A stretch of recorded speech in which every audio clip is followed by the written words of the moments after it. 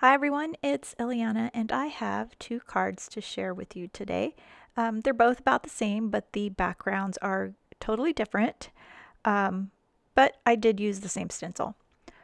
First, I'm going to start by adhering a piece of white cardstock. This is the Gina K layering white cardstock. It works really well for blending.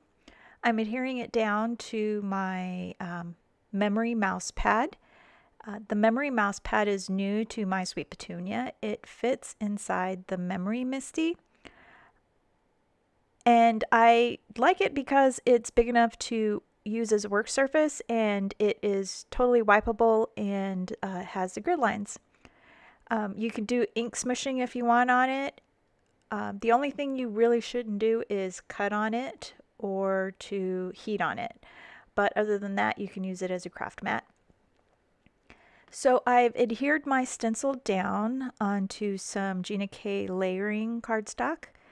It works really great for ink blending. It has kind of like a little bit of a coat on it. I used the water droplet stencil. It was made available early in the summer or it was late spring, I'm not sure. When I was at her store in June, it came in our pack that we got for doing Junkie Fest. I'm just using two ink daubers.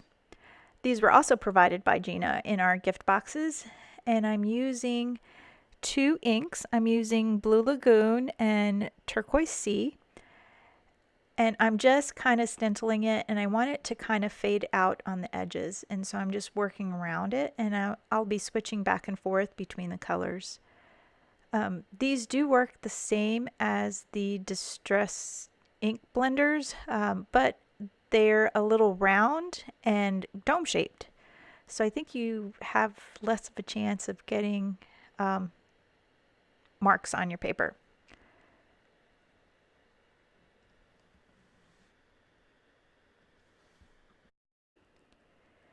So I'm going to pull off my stencil, and it's a little bit too stark for me, and so I learned this from Gina. So I'm taking a lighter color and I'm just working it in the background just to soften those harsh lines. I'm sorry, the harsh whiteness of the cardstock. It is supposed to be kind of an under the sea kind of card, and so I wanted the background to be blue. So for my second card, I'm taking the thicker Gina K heavyweight cardstock. And the reason why I'm doing heavyweight is because when I apply my Glimmer paste or my BoBunny paste, glitter paste, it's going to bow the paper, and so I wanted it to be a little bit thicker. So I'm using 3 different colors. The first color that I'll be using is the BoBunny. I'm not sure if this is turquoise or Caribbean blue, but I'm just kind of just using my palette knife and just spreading it on the stencil. I'm just trying to get it as smooth as possible, but still get a good coating. I don't want it to be two-dimensional, and so I'm just scraping it. And I'm not going to bother cleaning my craft knife. I'm just going to dip it in. This one's a little bit darker, so I'm not too worried about contaminating it. And I am dipping it so that it's the bottom side up. And I'm just going to spread it and kind of mix it a little bit as I'm doing that so that I get a nice ombre effect. What I did notice is that the BoBunny one is a little bit more runny, so it's a lot easier to spread. And the Tonic one, I'm not sure if it was because I've had this one a little bit longer, but it was kind of a little dry and it was a little harder to spread.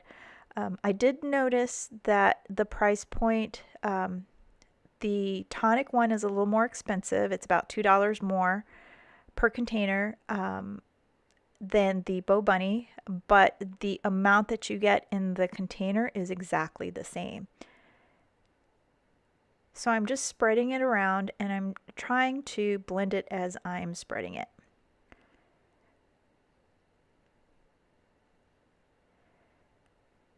And now this is the part where I kind of discovered where I messed up.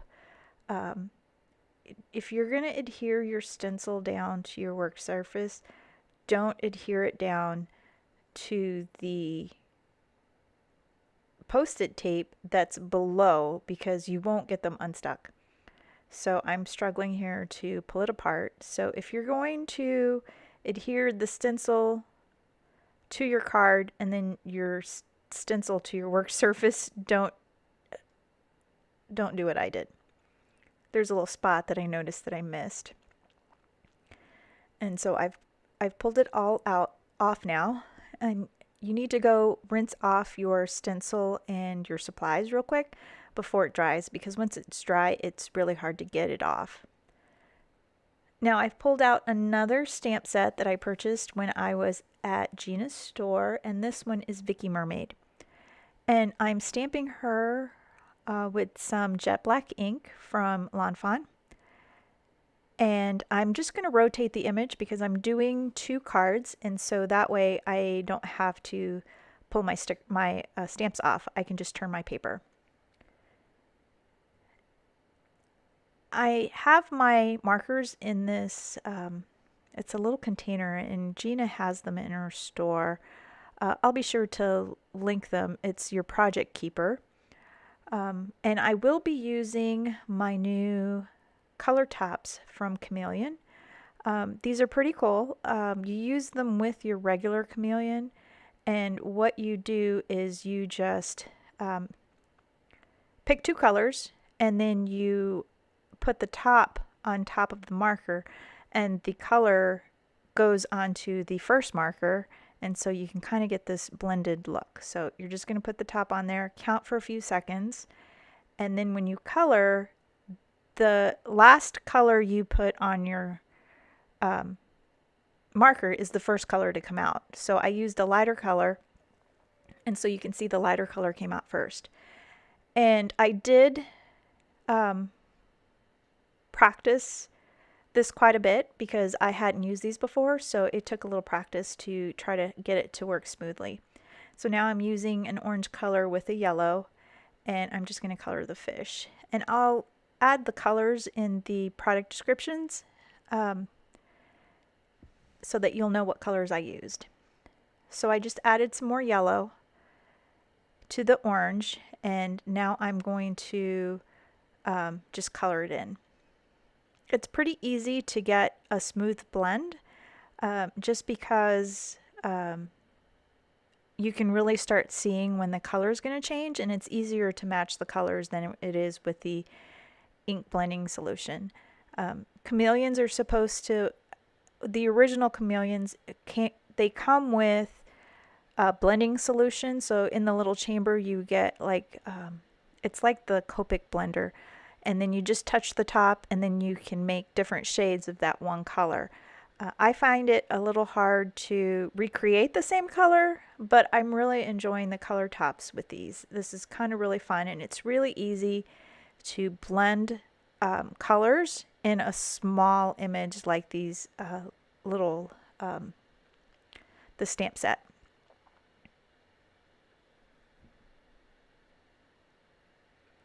So I'm just going back and I'm adding a little bit of more color just so that I could smooth it out a little bit.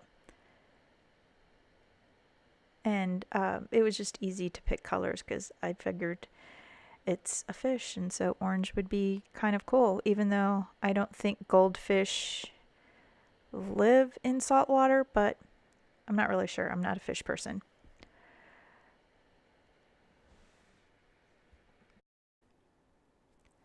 Okay, so for the mermaid, I actually did 3 colors. I wanted to end with the light pink, so that's my marker first, and then the middle color goes next, and then the hot pink is last. And so you just have to add just a tiny bit of color. The hot pink is really bright, and so I only held it in place there for like 2 seconds, and then I did the purple, and you kind of get like a fade in between. And now what I want to do is I'm just going to use the pink just so that it's darker on the edge, and then it goes light to blend in with the rest of the tail. And it's that simple. It did take me a few practices, so but it was just fun. I tried doing it with Copics, but the area was too small for me to get a good blend.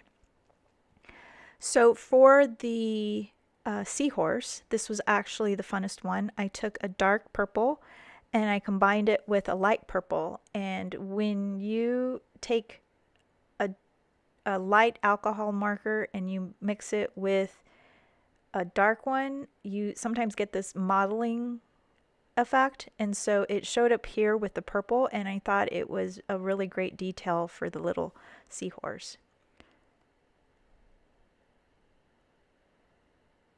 And so for the spine, I'm not sure what that's called, but I just went ahead and did the light color.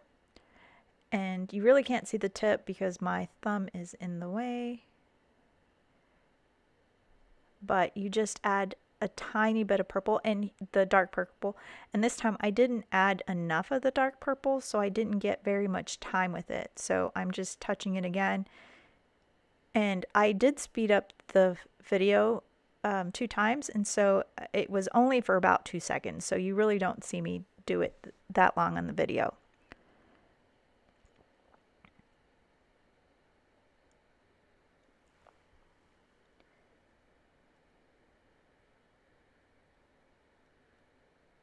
And if you are a little hesitant, you could always color off just to make sure if you got the right blend. And then you can go back and add more color to it if you need to. And so I'm going to do this one more time. I added the darker color, and I want the shadow to be furthest back. And so I'm coloring that area first, and then I'm blending it in as the color changes. And you really can't see it because, once again, my thumb is in the way.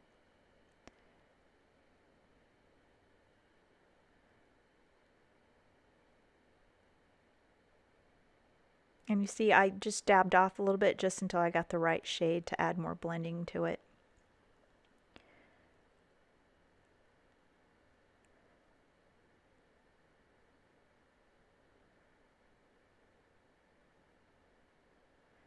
I did get my color tops. I saw them at CHA and they were having a Kickstarter, so I actually participated in the Kickstarter in January, and I had to wait until the end of May, early June before they finally came in.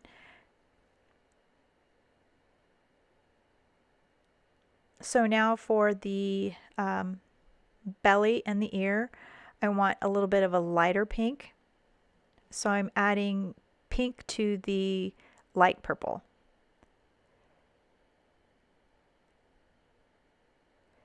And then for the belly, I'm just going to do the same purple I've been using, and I'm adding more of the pink. I'm sorry that my camera keeps going in and out of focus. It's a new camera, and I haven't quite mastered the autofocus. I can't really put it on manual because if I do it on manual and then I zoom in, it's out of focus. And so I'm just going to have to keep practicing with it. And then when you're done, you can just clean off the tip and then you can put your markers away. So for the face, I just used 2 Copics. I used E21 and E31, and I'm not really sure what a good mermaid skin tone is, because I just assumed that mermaids would be kind of tan because they're at the beach all the time, but then you're underwater, so you get the pale pruny skin. So I just kind of picked 2 colors that I thought would work best that appeared to be flesh toned. So that's how I came up with E21 and E31.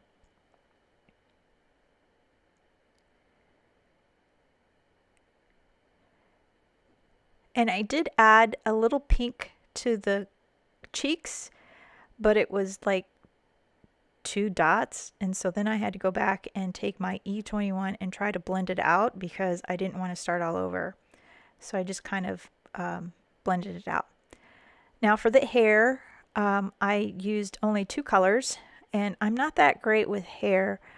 I used E57 and then an E59, but I always found it interesting that all mermaids have really nice hair.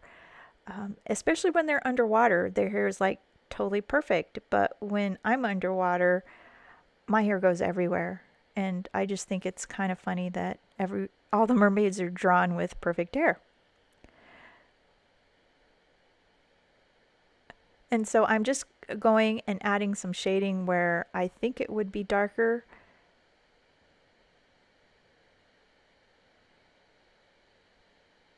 I was at first just going to use the E57, but then I thought she looked a little too washed out with the tan skin. So I went back and added some nice brunette to it. And I'm just kind of flicking it, and I'm leaving a little bare spot in the middle so that it looks like it's a highlight.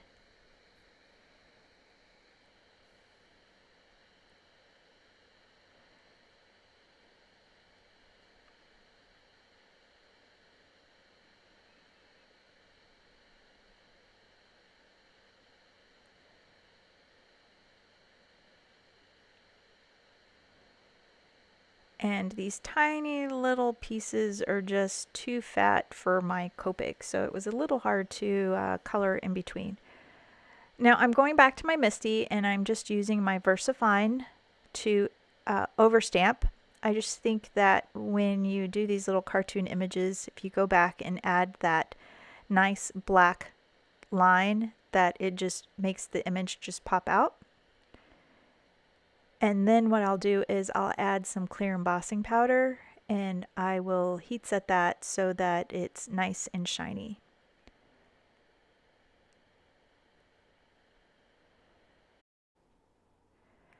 I did use a thicker cardstock to stamp my images on, and I kind of wished I would have used the layering paper. It would have been much easier to fussy cut these. It was a little difficult to get my scissors to go through, but it was still manageable. It was one of those times where I wish I had a scan and cut. I wasn't sure if with the scan and cut, if when you color outside the lines, will it still cut on the black line? If you have a scan and cut and you know the answer to this question, be sure to leave it in the comments below, because if it does, then I'm probably going to get me one because it would have been so much easier.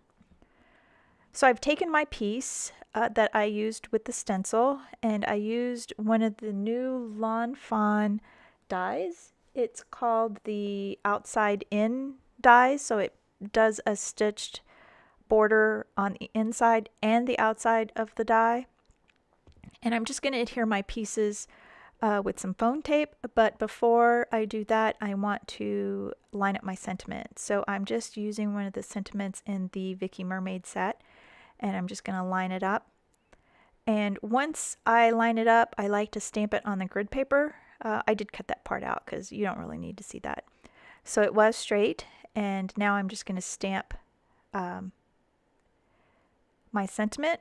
And I did have my grid paper in there, and it was a little bit too thick because it was the whole stack of grid paper.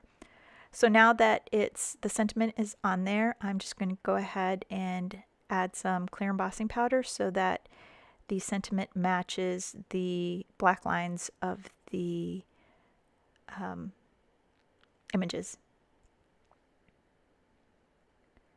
So I'm going to adhere it down to some Gina K cardstock with my ATG gun, and the cardstock is the Turquoise C, and the color that's on the front of the card is the exact same color as the cardstock. So I thought that was pretty cool. it was like a perfect match. Normally the cardstocks are off by a little bit, but this was pretty well matched.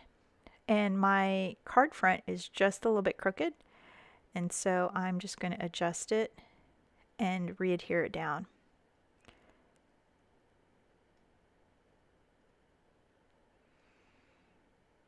And then I'm just going to adhere my pieces down.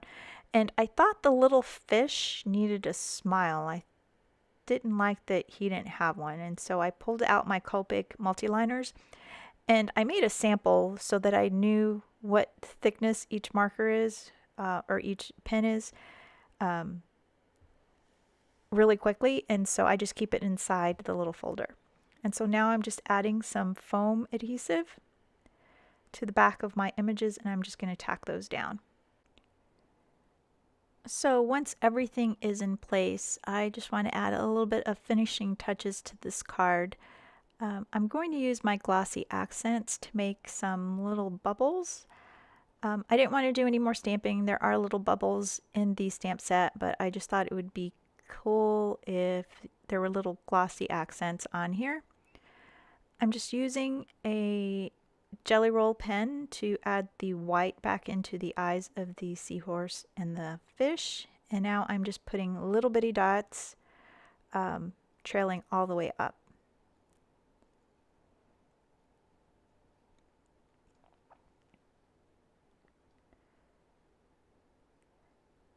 And now for a little bit of a wink of Stella, and so I just put it on the mermaid, and I just do some little bit of each of the fish and the seahorse. Now for the other card with the glitter paste, I just trimmed that down to 4 by 5.5, and just adhered that down to a card panel. And I just have a little bit of a border on each side, and then I'll adhere everything down with foam. I'm just going to position everything. Since you have the glitter background, I just stamped out the sentiment on a little piece of white cardstock. And I know this card tutorial was a little bit longer than most, and thank you so much for watching till the very end. Please be sure to give this video a thumbs up, and if you have not subscribed, be sure to hit that subscribe button. Have a great day. Bye.